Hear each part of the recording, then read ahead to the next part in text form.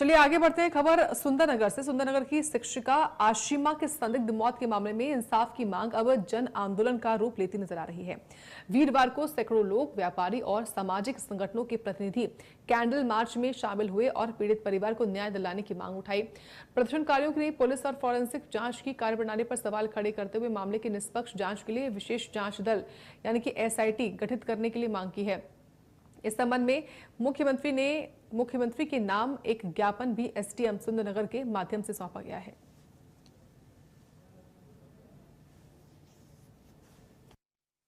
सभी व्यापारियों के साथ सभी व्यापारियों ने हमारा बहुत साथ दिया। पूरे व्यापार, पूरे सुंदरनगर और जितने आशिमा को चाहने वाले हमारे शुभचिंतक, सबने आशिमा की मृत्यु के बाद आज कैंडल मार्च निकाला, आशिमा को श्रद्धांजलि दी सबने। लेकिन पुलिस की जो अब तक की कार्यप्रणाली है उससे मैं संतुष्ट नहीं हूँ। 14 तारीख को आशिमा की तथाकथित आत्महत्या, जो कि हमारी नज़र में एक पूर्ण रूप से हत्या का मामला है, पुलिस इस केस को सिर्फ आत्महत्या के पॉइंट ऑफ व्यू से ही देखती आई है आज तक। उसने कभी भी इसका दूसरा एंगल देखना नहीं चाहा।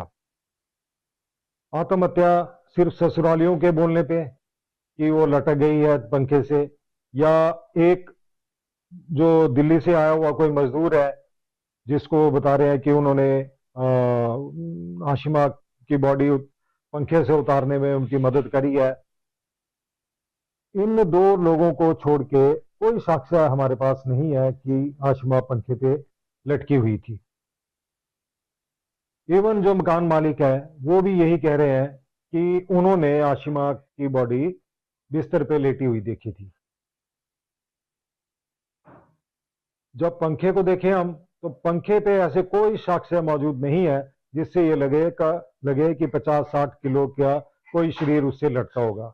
पंखे में कोई मामूली सा भी डेंट नहीं है। पंखे पे लगी हुई धूल जिस तरह पहले होती है उसी तरह धूल पड़ी हुई है आज भी। उसमें कोई भी थोड़ा सा भी रत्ती भर फर्क नहीं है कि धूल भी हटी हो। तो ये हमारे लिए मानना पॉसिबल नहीं है कि वो उसी पंखे पे उसी चुन्नी से लटकी होगी जिस चुन्नी को हमें दिखाया गया था। और उस चुन्नी से भी हमें बड़ा एक ये है कि जब आशिमा की बॉडी के ऊपर जो लिगेचर मार्क हम देखते हैं, जो लटकने की वजह से जो निशान बने हैं, वो इतने पतले हैं कि वो 10 mm से कम की रस्सी से ही वैसे निशान बन सकते हैं। एक बड़ी चुन्नी से वो निशान नहीं बन सकते। ये भी संकेत एक आत्महत्या की बजाय हत्या की तरफ ले जाता है। इसके अलावा